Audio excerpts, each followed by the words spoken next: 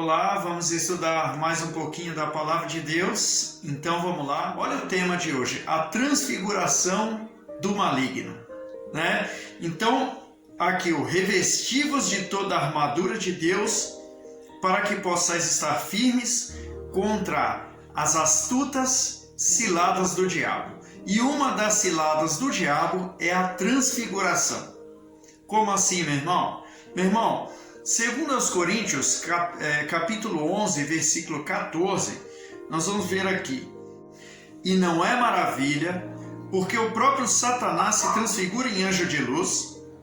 Não é muito, pois, que os seus ministros se transfigurem em ministros da justiça, o fim dos quais será conforme as suas obras. Se você parar para pensar, meu irmão, o Satanás, propaganda mentira, consegue convencer uma pessoa de que uma coisa que é errada não tem problema nenhum, né? Um exemplo que eu dei é o casal, vamos se juntar, não precisa casar, vamos embora, vamos juntar os panos, né? E depois de muito tempo eles brigam, não tem uma briguinha, não recorreram a Deus, não oram, né? E aí, meu irmão, separa. E aí é fácil, né? No fim das contas, acontece alguma coisa, a mulher quer exigir seus direitos, não tem, não casou, não é verdade? Mas Satanás, meu irmão, é expert em convencer as pessoas do erro. E aí? E diz aqui, ó, não é muito, pois, que seus ministros se transfigurem em ministros da justiça. Então, uma certa pessoa que está sendo usada pelo diabo acha que está certa, né? Está sendo usada pelo diabo e para fazer o quê? Para tentar dizer para você que aquilo que está errado é justiça, né? Uma das coisas, um tema levantado é o aborto, meu irmão, né? Ora, a gente sabe, até os cientistas sabem, quando acontece a concepção, né, o óvulo é fecundado, ali começa a gerar uma vida, já é uma vida, né? Mas eles querem abortar, vamos lá, tá no terceiro mês, tá no segundo mês, pode abortar, quarto mês, né? Eles querem fazer isso, mas é uma vida, né? Querem convencer as pessoas que tudo bem. Mas o ato daquele pai irresponsável, daquela mãe irresponsável, não poderia sobrecair sobre o bebê, não é verdade? Mas vamos aniquilar o bebê e acabar com o problema, né? Continuando aqui o nosso estudo, meu irmão, eu quero trazer para você 2 Tessalonicenses capítulo 2, versículo 3. Eu deixei marcadinho porque é meio difícil achar, meu irmão. 2, versículo 3 diz: ninguém de maneira alguma vos engane. E aí, meu irmão, quem anda na verdade, na palavra de Deus, não pode ficar enganado, né? E ele diz, porque não será assim, sem que antes venha a apostasia e se manifeste o homem do pecado, o filho da perdição, né? O versículo 4, o qual se opõe e se levanta contra tudo que se chama Deus ou se adora, de sorte que se assentará como Deus no templo de Deus, querendo parecer Deus. Este assunto dá pano para manga, meu irmão. Por quê? Porque ele vem querendo parecer Deus, se fazendo como Deus, e aí ele convence as pessoas de um erro, de um engano, né? A pessoa pensa não, que é a cabeça dela, que é entendimento dela, que não, todo mundo faz, vou fazer, né? Ele vem e convence as pessoas do erro, do engano, né? E vamos entender aqui como ele faz isso, meu irmão. Olha que palavra pesada que eu vou trazer para você. Então, ó, Tessalonicenses, ele fala, ninguém de maneira alguma vos engane, porque não será assim, quer dizer, o diabo não vai vir tomando, não vai vir se apoderando de qualquer maneira, se você não se deixar enganar. Então, essa perturbação toda não vai chegar te tocando, não. Até que aconteça o que está predito nas Escrituras, tá bom? Então, ou seja, se você se resguardar na verdade, mal algum te sucederá, nem praga alguma chegará à tua tenda, entendeu? Se você estando no esconderijo do Altíssimo, nenhum mal pode chegar te tocando, não. Mas é por isso que ele diz que ninguém de maneira alguma vos engane. Você é de Deus, tá certo?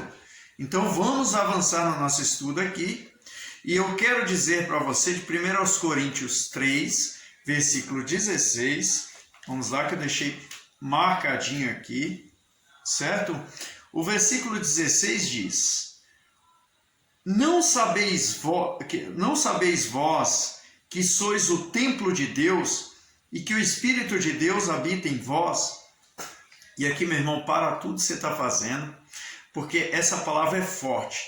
Tessalonicenses, ele fala assim, o 2 Tessalonicenses 2, versículo 4, ele fala de Satanás o seguinte: o qual se opõe e se levanta contra tudo que se chama Deus. Né? A palavra de Deus diz, né, que a gente não pode matar, não é verdade? Mas tem lugar que tem pena de morte. Né? Quem convenceu essas pessoas? Poxa vida, se levantou, Deus diz, eu não tenho prazer na morte do ímpio, mas que antes que ele morra, ele se converta. Né? Não, meu irmão, existe pena de morte. E aí eu quero trazer para você aqui o seguinte, o versículo 4 de 2 Tessalonicenses 2, o qual se opõe e se levanta contra tudo que se chama Deus, ou se adora, de sorte que se assentará como Deus no templo de Deus, querendo parecer Deus. Aqui é a transfiguração do maligno. O que é o templo de Deus? Veja, meu irmão, eu trouxe aqui 1 Coríntios 3,16. Não sabeis vós que sois o templo de Deus? Então veja, meu irmão, o Satanás, ele se assenta aonde? Meu irmão, é muito pesado, meu irmão, né? Quem já viu pessoa manifestada com uma entidade, com um espírito imundo, né? Pode falar isso para você. Por quê? Porque ali ele se assentou e se assenhorou, entendeu? Chamamos isso de possessão maligna. Então, quando ele se assenta no templo, ali ele não se manifesta, então ele está só influenciando. Mas quando ele se assenta no templo, ele quer parecer Deus.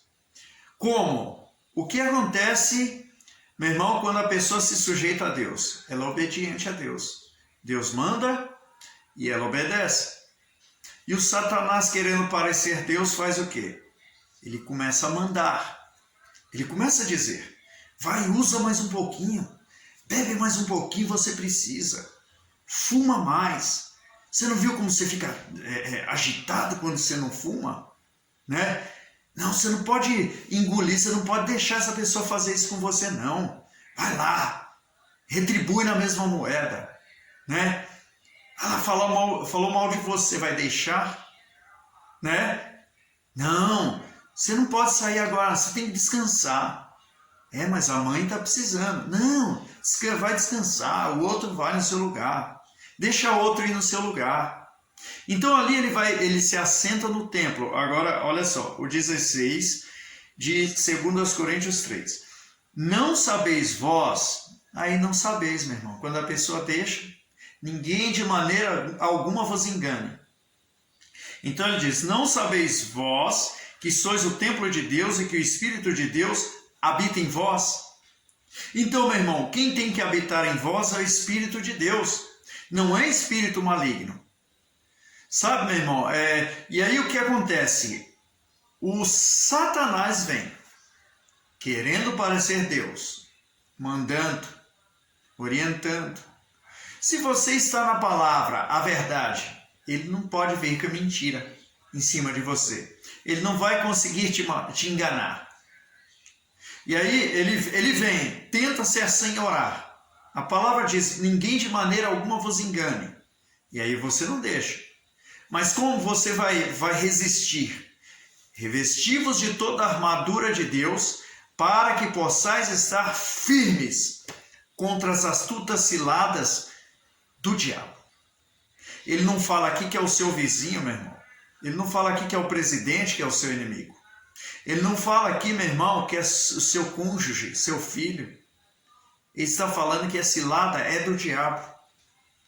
Ninguém de maneira alguma vos engane, meu irmão. Tá bom? Aqui o conselho está dado. Que o Senhor fale mais ao seu coração. Amém? Que você possa ter compreendido esta palavra. Ele diz no 16, ou não sabeis vós que sois o templo de Deus. E aí Tessalonicenses 2, capítulo 2, versículo 4, o qual se opõe e se levanta contra tudo que se chama Deus ou se adora, de sorte que se assentará como Deus no templo de Deus, e você é o templo de Deus. Ninguém de maneira alguma vos engane. Amém? Revista-se da armadura de Deus e fique firme contra as astutas ciladas do diabo. Isso que nós estudamos aqui é a transfiguração do maligno. Muita gente pensa que é Deus falando, mas não é não, meu irmão. Amém? Que o Senhor fale mais no seu coração. Deus abençoe.